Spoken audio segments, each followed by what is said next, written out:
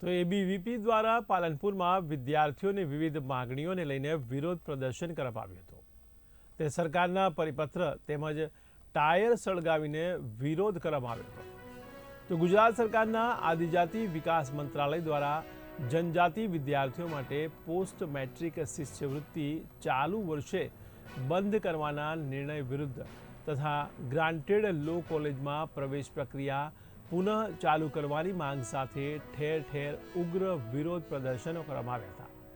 તો રાજ્યના વિવિધ જિલ્લાઓમાં શિષ્યવૃત્તિ બંધ કરતા પરિપત્રોની હોળી, રસ્તા રોકો તથા સદબુદ્ધિ હવન યોજી વિરોધ નોંધાવવામાં આવ્યો હતો। તો ગુજરાત સરકારના આદિજાતિ વિકાસ મંત્રાલય દ્વારા 28 ઓક્ટોબર 2024ના રોજ જાહેર કરાયેલા પરિપત્ર અનુસાર મેનેજમેન્ટ કોટા હેઠળના જનજાતિ વિદ્યાર્થીઓ માટે પોસ્ટ મેટ્રિક શિષ્યવૃત્તિ બંધ કરવાનો નિર્ણય લેવાયો છે।